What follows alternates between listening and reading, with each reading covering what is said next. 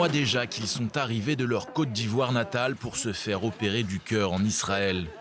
À l'image d'Aaron et de Rachel, c'est ici que les enfants et leur mère ont posé leurs valises, dans cette résidence située tout près du centre médical Wolfson de Roulon. C'est chez nous? Ici, c'est chez moi. Aaron et moi. Tout se passe vraiment très bien. Le personnel est accueillant, gentil avec nous. On n'a vraiment pas de soucis. Nous sommes vraiment bien logés. Une résidence mise à disposition par l'ONG Save Children's Heart, où les enfants attendent tour à tour leur intervention chirurgicale. Je pense qu'ils prennent les enfants au fur et à mesure, parce qu'on a annoncé ce matin que Mia ira à l'hôpital aujourd'hui avec sa mère. Après Zénab, donc c'est Mia. Et nous, on attend.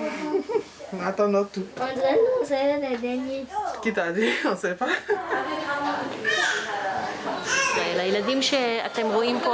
Certains sont avant leur opération, d'autres sont en convalescence. Donc nous faisons en sorte qu'ils se sentent ici, chez eux. Le but, c'est de les aider avec leur mère à traverser cette période compliquée. Les enfants reçoivent aussi régulièrement de la visite, comme aujourd'hui, avec celle d'Eva Peled, la présidente du groupe Mitreli en Côte d'Ivoire, un conglomérat israélien très présent en Afrique ces dernières années, qui a en partie financé leur venue grâce à leur fondation, Ménomadine. La coopération entre ces deux pays est ultra importante. Le fait que les enfants sont là maintenant, sont là en Israël, oui, ça symbolise la relation, la bonne relation entre les deux pays.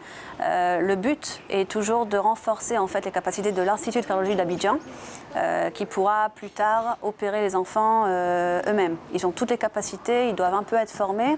Et l'idée est vraiment de ramener une délégation israélienne en Côte d'Ivoire qui leur permettra d'opérer les enfants sur place. Et c'est ça le but.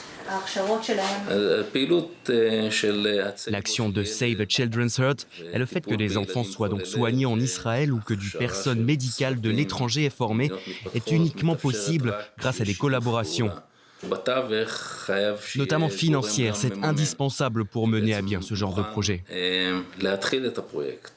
Pour Mia et sa maman, il est désormais temps de se rendre à l'hôpital.